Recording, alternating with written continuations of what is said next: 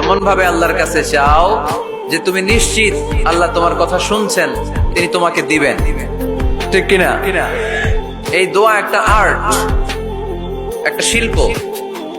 এটা কি? একটা শিল্প। এই শিল্পটাকে আত্মস্থ করতে হয়, জানতে হয়, চাইতে জানতে হয়। চাওয়ার মতো চাইতে জানলে, দোয়ার মতো দোয়া করতে জানলে দোয়া কবুল করে কে? আপনারা মিসাইল হামলা হয়, নাম শুনেছেন না? মিসাইল যখন অ্যাটাক করা হয় তখন এটা লক্ষ্যবস্তুতে যে আঘাত হানে। দোয়ার মতো দোয়া করলেও এটা লক্ষ্যবস্তুতে যে ভেদ করে। সুবহানাল্লাহ পড়বেন না? কিন্তু চাইতে জানতে হবে। চাওয়ার মতো চাইলে আল্লাহ শোনে। এজন্য আমরা যখন ছোট একটা গান শুনতাম, মাওলা তোমায় ডাকতে জানি না, ডাকার মতো ডাকলে মাওলা কেমনে শোনে না। এজন্য ডাকার মতো ডাকতে হয়, চাওয়ার মতো চাইতে হয়। চাওয়ার মতো চাইলে তিনি শোনেন,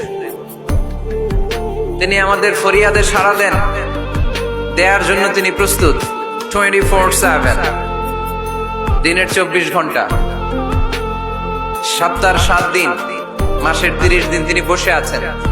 শেষ রাতে প্রথম আকাশে বিশেষভাবে মনোনিবেশ করেন আর বলেন, আলা মিন মুস্তাগফিরিন আগফির আলা। কার ক্ষমা দরকার ক্ষমা চাও, ক্ষমা করে দেব। আমাদের তো ক্ষমা টমার দরকার নাই, আমরা সবাই নিষ্পাপ।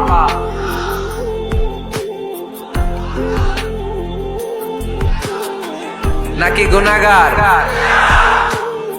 নাকি পাপী? শুধু পাপী না পাপীর ঘরের পাপী? কেউ না জানুক, আমার পাপের খবর রাখে একজন, তিনি কে?